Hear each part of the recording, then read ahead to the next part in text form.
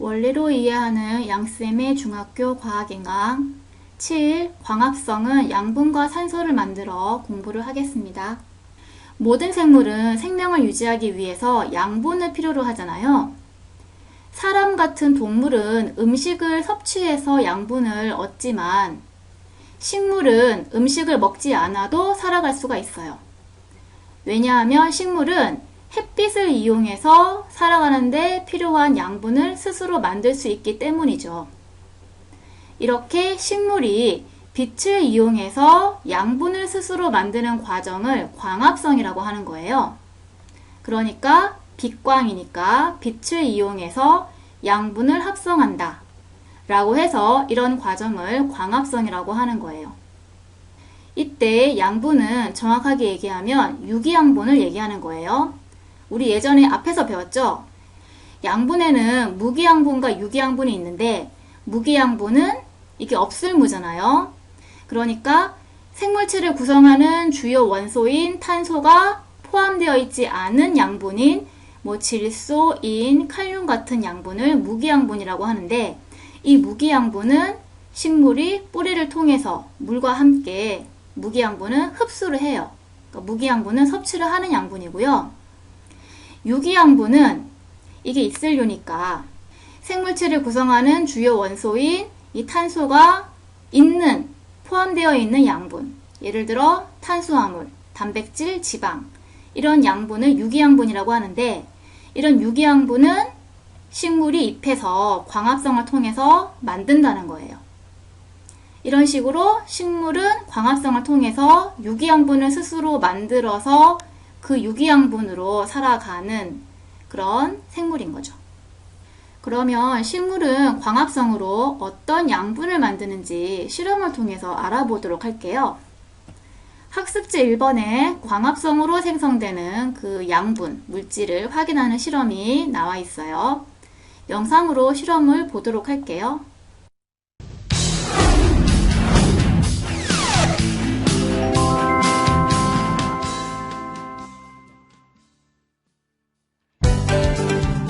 식물이 광합성을 할 때 만들어지는 양분이 무엇인지 알아보겠습니다.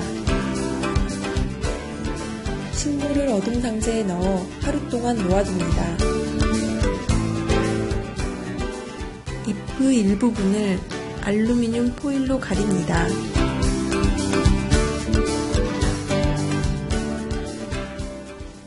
빛이 잘 드는 창가에서 식물에 빛을 쪼입니다.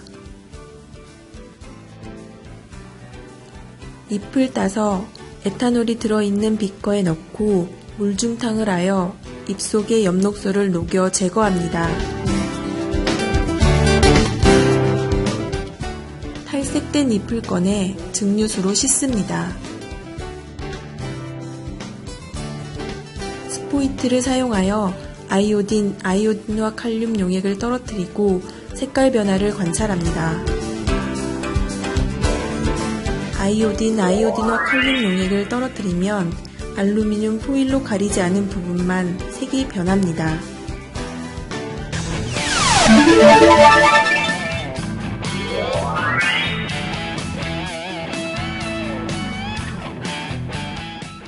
그러면 실험 내용에 대해서 같이 알아보도록 할게요.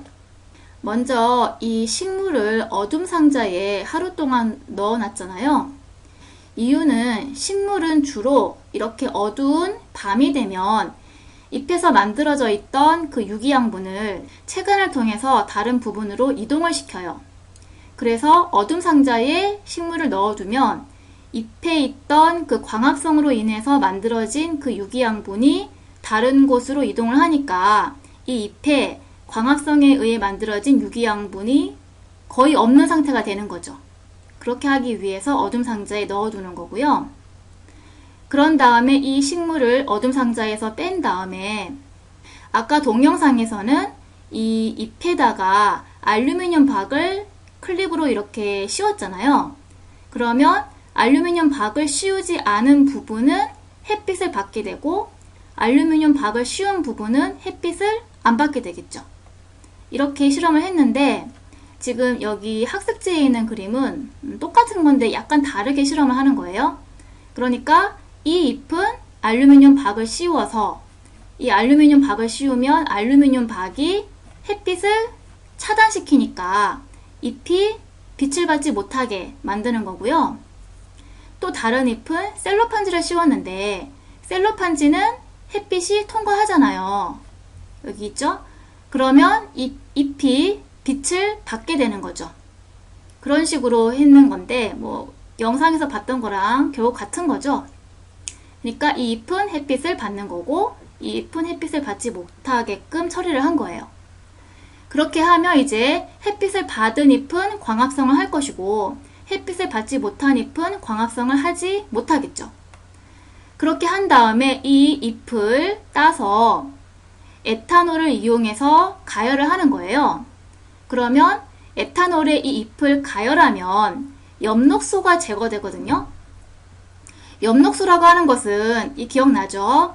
그러니까 잎의 엽록체를 보면 엽록체가 녹색이어서 잎이 녹색으로 보이는 건데 그 엽록체에 있는 녹색 색소, 이름 그대로 녹색 색소를 엽록소라고 하는 거예요.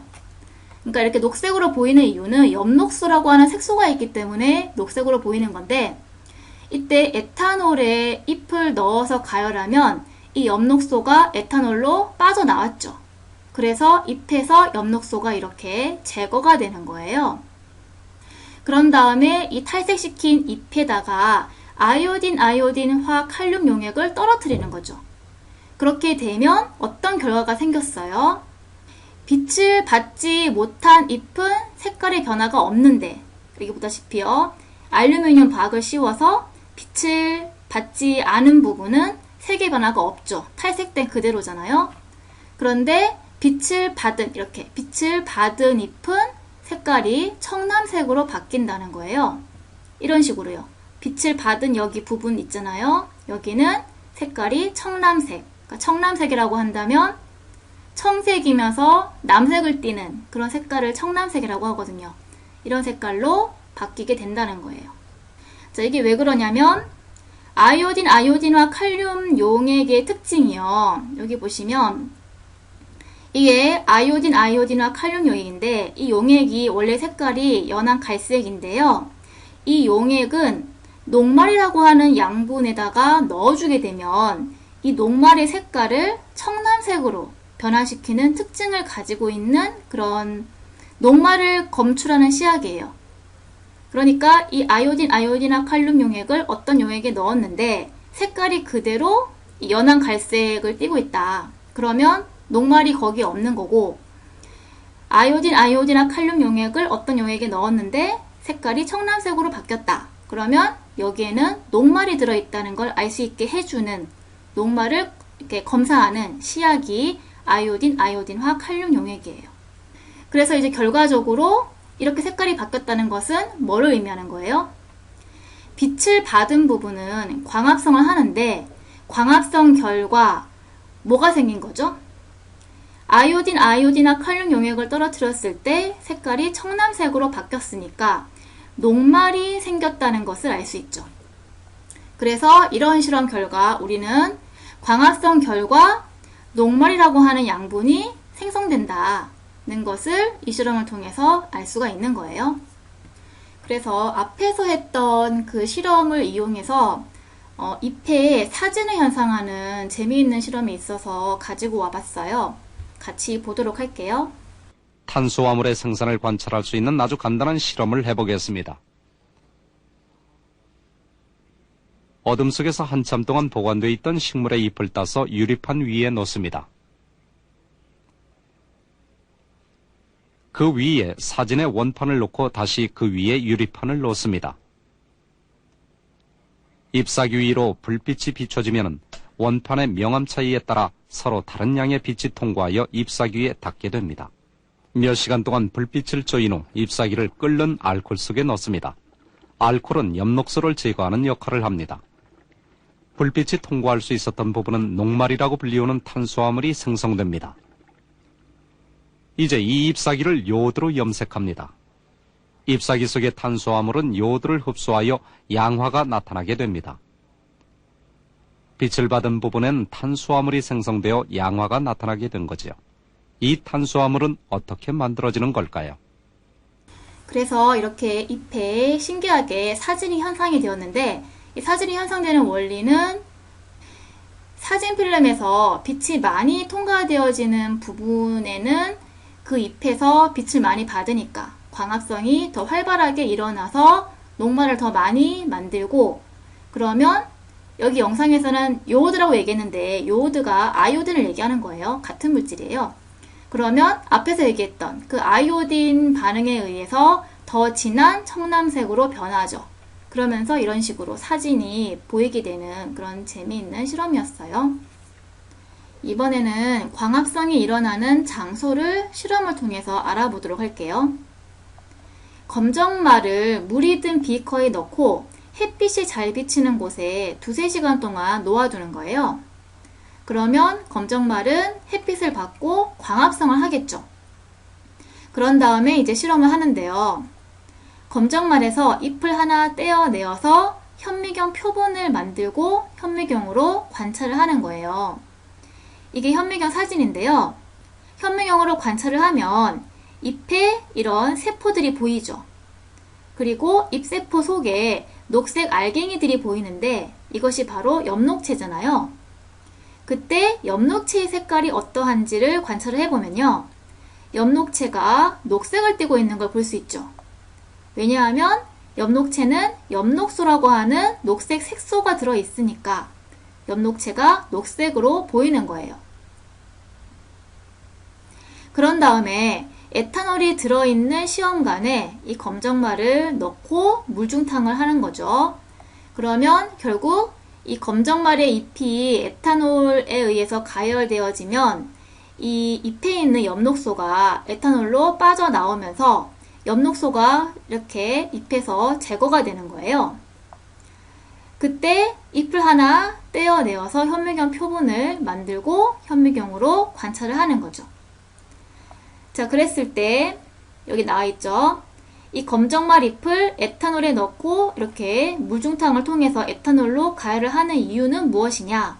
아까 얘기했듯이 이 에탄올로 가열을 하게 되면 엽록소가 제거가 되면서 이렇게 잎에는 엽록소가 에탄올로 빠져나와서 엽록소가 제거가 되면서 잎은 탈색이 되죠. 녹색의 엽록소가 빠져나왔으니까 잎의 색깔이 녹색이 빠진다는 거잖아요.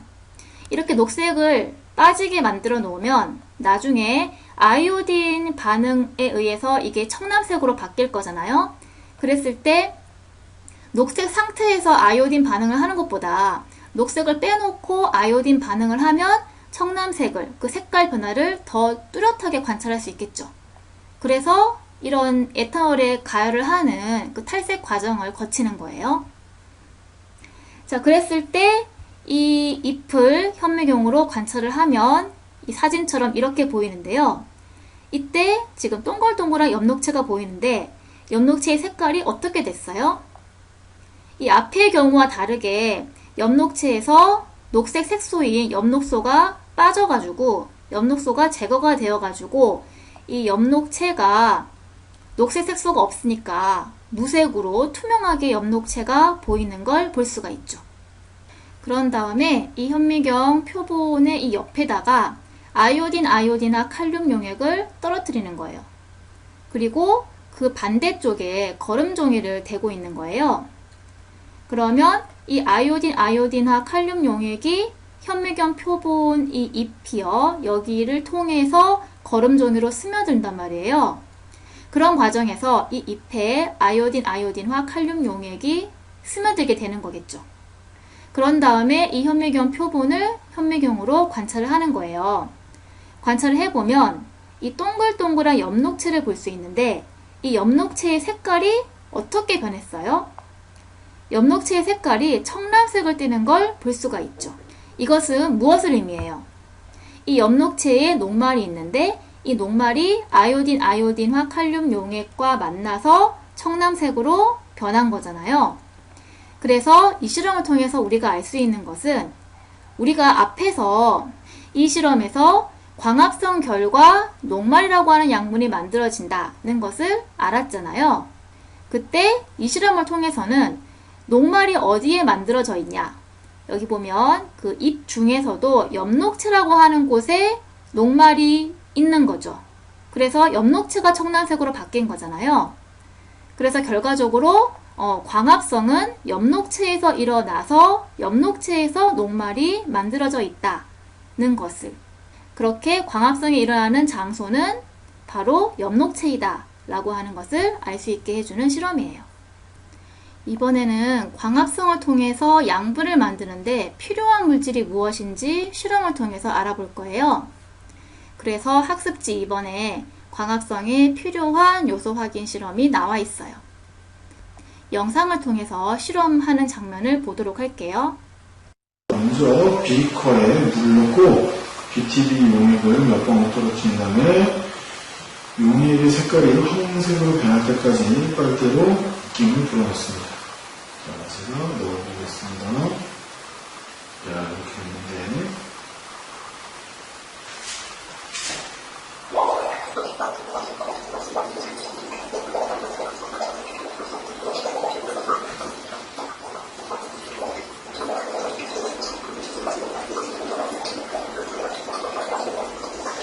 이렇게 넣고 이 노란색이 된 용액을 시험관에 담았습니다.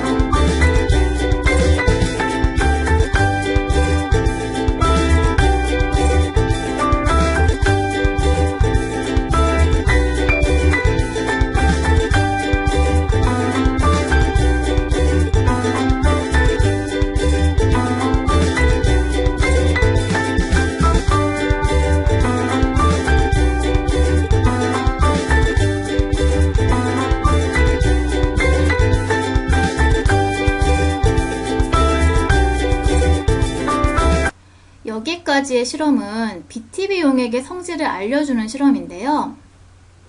우리 예전에 산과 염기 지시학할 때 BTB 용액에 대해서 얘기했었어요. BTB 용액은 염기성 용액에서 청색으로 변하잖아요. 그런데 여기에다가 입김을 후 하고 불어넣어요. 그때 우리가 후 하고 부는 그 입김에는 이산화탄소 CO2가 많이 포함되어 있잖아요. 그래서 이 염기성의 BTB 용액에다가 입김을 통해서 CO2를 넣어주게 되면 어떻게 되냐면, 이 화학 반응식에서 볼 수 있듯이 그 H2O, 물에 이산화탄소 CO2가 들어가서 반응을 하게 되면 H2CO가 3개죠. H2CO3가 되는데 이게 탄산이잖아요. 탄산은 약한 산성이에요. 그래서 이렇게 탄산, 그러니까 산성이 되게 되면 BTB 용액은 산성에서 노란색, 그러니까 황색으로 색깔이 변하잖아요. 그래서 색깔이 황색으로 바뀌었던 거고요. 그런 다음에 이 용액을 다시 가열했죠. 가열하게 되면 이 용액에서 이산화탄소가 증발되어서 나가는 거예요. 이산화탄소가 빠져나가면 다시 원래대로 염기성이 되니까 BTB 용액의 색깔이 다시 청색으로 바뀌게 되겠죠. 그래서 이 실험을 하는 이유는 결국 BTB 용액에 이산화탄소가 들어가 있으면 색깔이 황색이 되고, BTB 용액에 이산화탄소가 이제 빠져나가게 되면 색깔은 청색이 된다. 이거를 보여주기 위해서 본 실험 전에 이 BTB 용액의 성질을 알아보는 실험을 했던 거예요. 그러면 이어서 실험을 마저 보도록 할게요.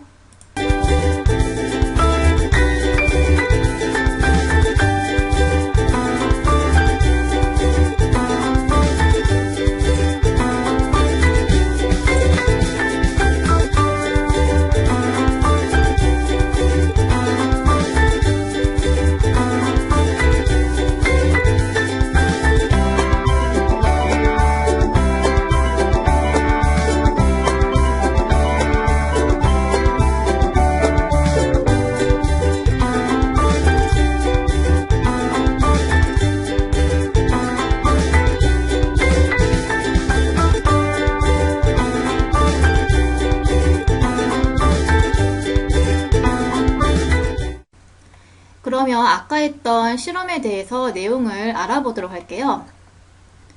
우선 그 파란색의 BTB 용액에 입김을 불어넣어서 CO2를 넣어준 거죠. 그래서 색깔이 노란색으로 바뀌었는데요.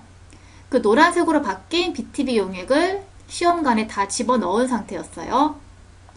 그런 다음에 A 시험관에는 물풀을 집어넣었는데요. 이 물풀을 넣은 A 시험관이 빛을 받았어요. 그랬더니 여기 있죠. 사진처럼 용액의 색깔이 노란색에서 파란색으로 변하는 것을 볼 수가 있었어요. 이렇게 A 시험관에서 BTB 용액의 색깔이 노란색에서 파란색으로 변화가 된 이유는 우리 앞에서 얘기했잖아요. 노란색일 때에는 이산화탄소가 들어있었죠. 그런데 이산화탄소가 없어지면 다시 파란색으로 색깔이 변했잖아요. 그러니까 이 물풀을 집어넣고 빛을 받는 경우에는 물풀이 빛을 받으면 광합성을 하는데 그 경우에 이산화탄소를 소모한다는 거죠. 그래서 원래는 이산화탄소가 들어있어서 노란색이었는데 물풀이 빛을 받아서 광합성을 할 때 이산화탄소를 쓴 거예요.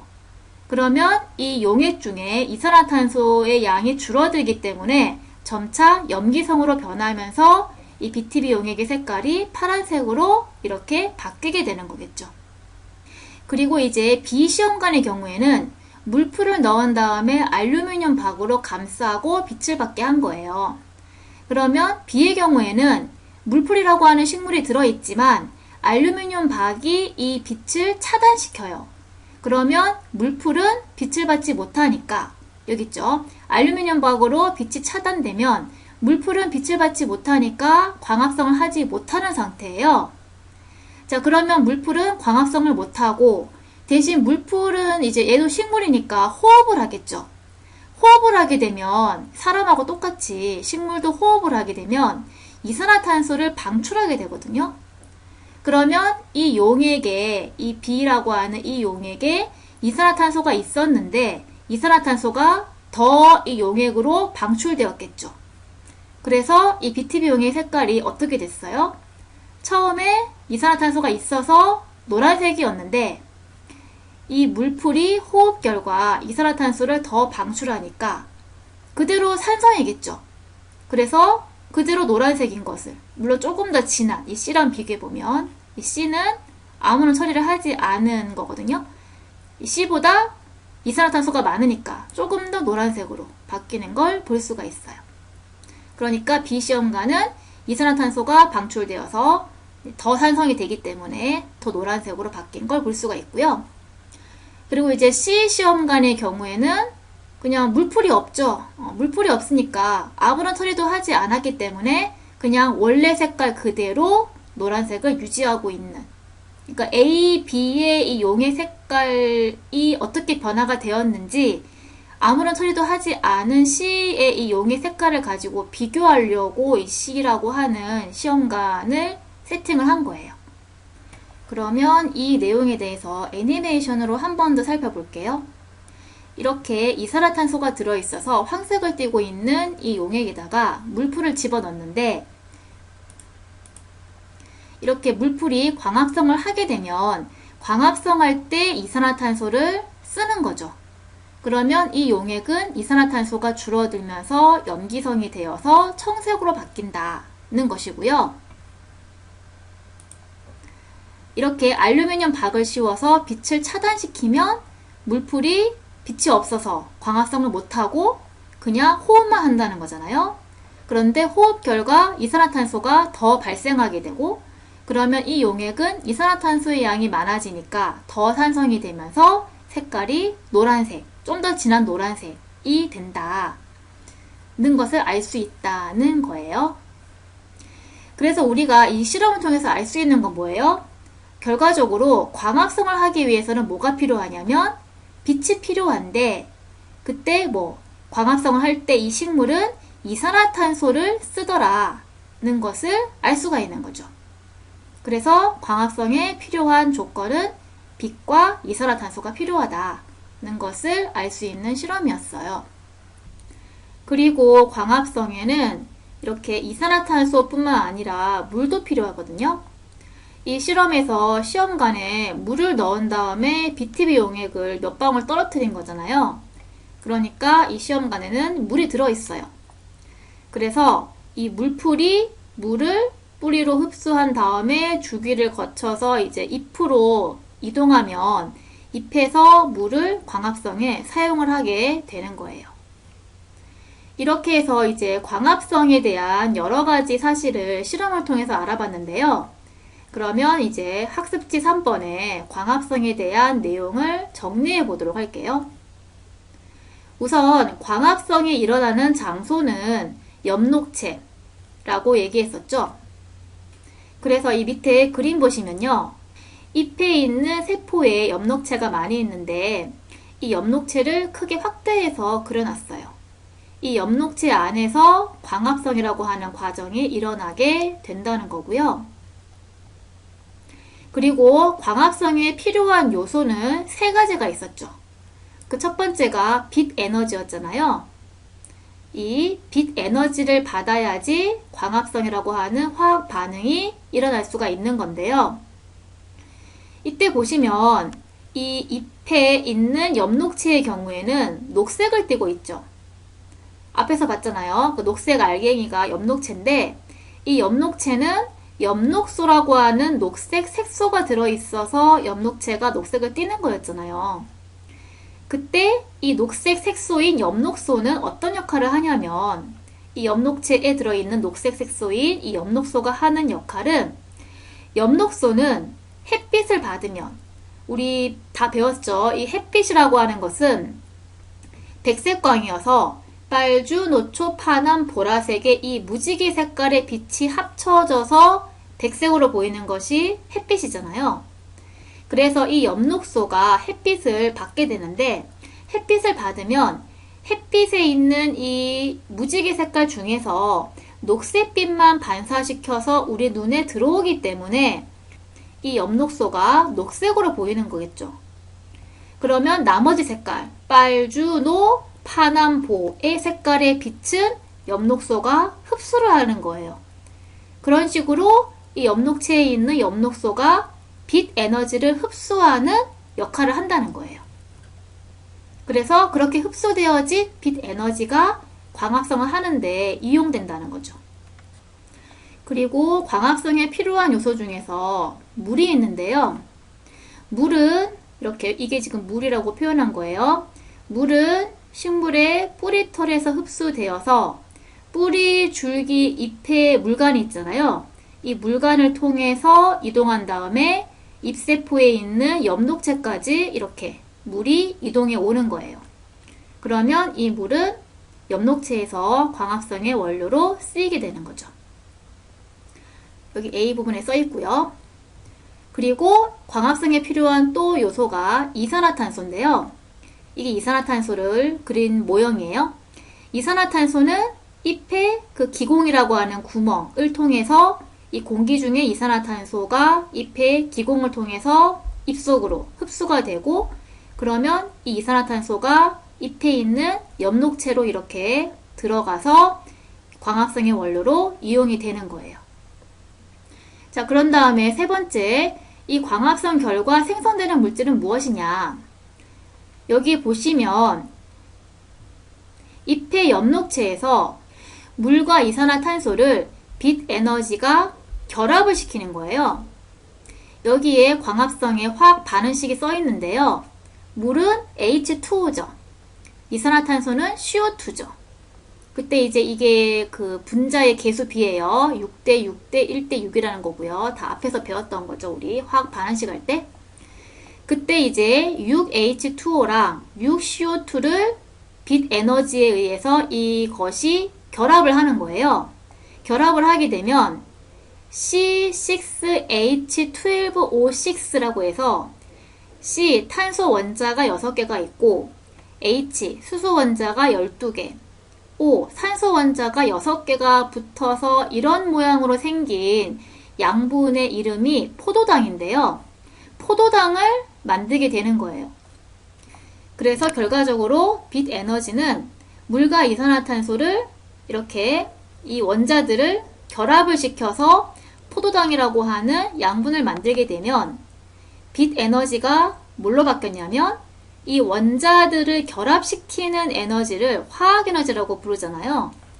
결국 빛 에너지가 이 양분 속에서 이 원자를 결합하는 화학 에너지로 바뀌어서 저장이 되는 거죠. 그래서 물과 이산화탄소가 빛 에너지를 받으면 이런 화학 반응을 통해서 포도당이라고 하는 양분이 만들어지게 되는데, 근데 우리가 앞에서 그 광합성에 대한 실험을 할 때 엽록체에 녹말이라고 하는 양분이 생성된다라고 얘기했잖아요. 그건 왜 그러냐면 광합성 결과 생성된 최초의 유기양분은 포도당이 맞아요. 그런데 이 포도당은 생성되면 곧바로 포도당들이 쭉 결합되어서 이 포도당들이 쭉 결합된 것을 녹말이라고 하는 거거든요. 이렇게 포도당들이 쭉 결합되어서 녹말로 전환되어서 엽록체에 저장이 되는 거예요. 그래서 앞에 광합성 실험에서 이 엽록체에 저장되어 있는 녹말을 검출할 수가 있었던 거죠. 자, 그리고 세 번째, 광합성 결과 생성되는 물질로는 포도당 외에 산소도 있어요. 여기 실험을 보시면요. 이 물 속에 있는 그 검정말에서 광합성을 했을 때 기포가 생기는 걸 볼 수 있는데요. 이 기포가 뭔지 알아보기 위해서 발생한 기포를 모아서 꺼져가는 불씨를 데워보면요. 불씨가 타올라요. 그 얘기는 이 기체는 타게 하는 역할을 하니까 산소라고 하는 걸 확인할 수 있죠. 그런 식으로 광합성을 했을 때 산소라고 하는 기체가 발생한다는 걸 알 수가 있고요. 이거를 광합성의 화학 반응식을 가지고 알아볼 수도 있는데요. 광합성의 화학 반응식을 보면요. 6H2O 더하기 6CO2 이것이 C6H12O6이 일단 포도당이 만들어졌는데, 그때 이제 반응 전과 반응 후에 원자의 개수가 같잖아요. 그 원자의 개수를 맞춰볼게요. 우선 탄소 C의 경우에는 6개가 있잖아요. 반응 후에도 탄소가 6개가 있는 거죠. 그리고 수소 H 원자는 2, 6에 12, 12개가 있었는데 반응 후에도 12개 있는 거 맞죠? 그러면 산소 원자를 계산해보면 이거 6 더하기 2, 6에 10이죠. 그러면 반응 전에 총 18개의 산소 원자가 있었는데 반응 후에 포도당을 만들 때 산소가 6개를 쓴 거예요. 그러면 몇 개? 12개의 산소 원자가 남잖아요. 근데 이 산소는, 그 산소 기체라고 하는 거는 O2잖아요. 그러면 이 O2가 몇 개가 있으면 돼요? 6분자가 있으면 이 O라고 하는 산소 원자가 12개가 되는 거죠. 그래서 이 반응식 상에서 봐도 물과 이산화탄소가 이제 광합성에 의해서 포도당 외에도 산소를 만들어내는 것을 알 수가 있죠. 그래서 이렇게 광합성 결과 만들어진 산소의 경우에는 극히 일부의 산소는 식물 자신의 호흡에 사용이 되고요. 그러니까 미토콘드리아에서 에너지 만드는 과정을 호흡이라고 그러잖아요. 그때 사용하는 거고, 대부분의 산소는 이 기공을, 잎의 뒷면에 있는 기공을 통해서 공기 중으로 나가고, 그럼 이 산소는 다른 생물, 사람을 비롯한 여러 그런 생물에 이 산소가 이용되는 거예요. 자, 그러면 이제 결론적으로 광합성을 총 정리하면 광합성은 어떤 것이냐? 물과 이산화탄소를 원료로 해서 빛 에너지를 이용해서 이 유기양분을 만드는 과정. 그때 산소도 같이 만들어지죠? 이런 과정을 광합성이라고 한다 라고 정리할 수가 있겠어요. 그러면 이제 광합성에 대한 영상들을 보도록 할게요.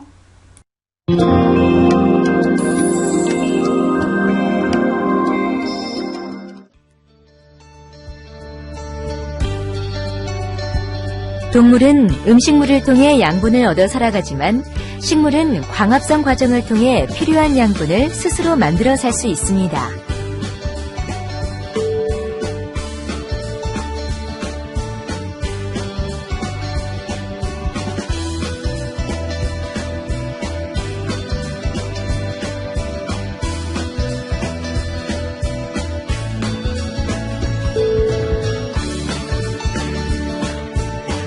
광합성은 잎세포 속의 엽록체에서 일어납니다.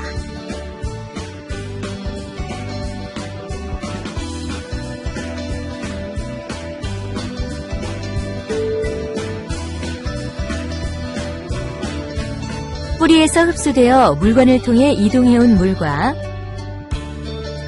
잎의 기공을 통해 들어온 이산화탄소를 원료로 빛을 이용하여 양분인 포도당을 만들고 산소를 배출합니다.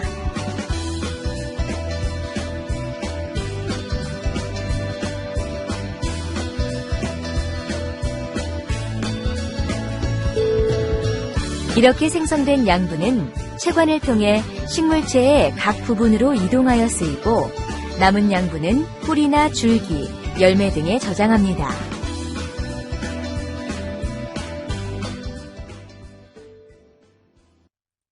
이런 양분 합성은 식물들만의 독특한 능력으로 어떠한 동물도 이 같은 일을 하지 못하며 따라서 모든 동물들은 식물이 만들어낸 양분에 의존할 수밖에 없습니다. 바로 이러한 점이 생명 현상의 가장 기본입니다. 공기는 잎의 표면에 있는 작은 구멍을 통해 식물 속으로 들어갑니다. 공기는 잎사귀 안에서 돌다가 초록빛을 띤 엽록소를 품고 있는 미세한 알갱이에 도달합니다.